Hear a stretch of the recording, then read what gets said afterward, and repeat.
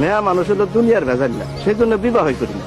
দেরি কি জন্য হয়েছে কোনো ঘটনা, ওই দিশে এসে উপস্থিত পুষ্পের জন্য আনছে শাড়ি। আবার মিথ্যা কথা। যাও কিছুই আনে নাই, খালি হাতে আসছে। আর সেও আসছে একটা গামছা কোমরে পেঁচায়। এবার বিশ্বাস হয়? উত্তরি ছাতা, এখন থেকে কথাই বলবো না। আমিও তো উচ্চ বংশের সন্তান, আমরা দুইজন এখন উচ্চ বংশের মানুষ। আমরা দুইজন উচ্চ বংশের মানুষ হইয়া ফকিরের মতো শাড়ি ভিক্ষা নেই কেমনে? আপনি থাকেন আপনার বংশ নিয়ে, আমি গেলাম আমার শাড়ি আনতে। ফকির নি কয় কি? শোনো শোনো শোনো শোনো, সত্যি যখন যাইতেছো লাল শাড়ি আনবা, লাল রঙের তোমার ভালো দেখায়।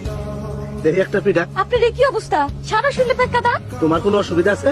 আপনার প্যাকে কে চুবাইছে? এত বড় কথা তুমি আমারে বললা, আমার স্ত্রী হয়ে তুমি বললা আমারে প্যাকে কে চুবাইছে? আমাদের প্যাকে চুবাইতে পারে এমন কেউ আছে? বলো আছে, বলো আছে। আছে।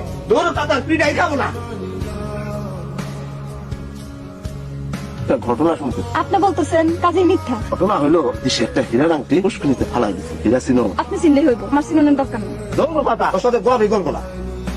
আপনি মুখ ভুতা করে বসে আছেন কি জন্য? আপনার বলছিলাম আপনার ঘরে চাল নাই, চাল আনছেন? আমি আছি 7 মিনিটের বিরাট প্যাসের মধ্যে। বিয়ার পর থেকে তো শুনতেছি আপনি খালি প্যাসের মধ্যে, প্যাস থেকে বাইরে তো থাক, সব সময় তুই তো গাড়ি। আমি তো বান্দি না। তুই বান্দি, তোরা বান্দি বংশ। বান্দি বংশের সাথে সংসার করতেছেন কি জন্য? করবো না, যা ভাগ চালা। কি বললেন? না বল আর বলছি, মামলা ডিসমিস, আসামি খালাস, যা ভাগ।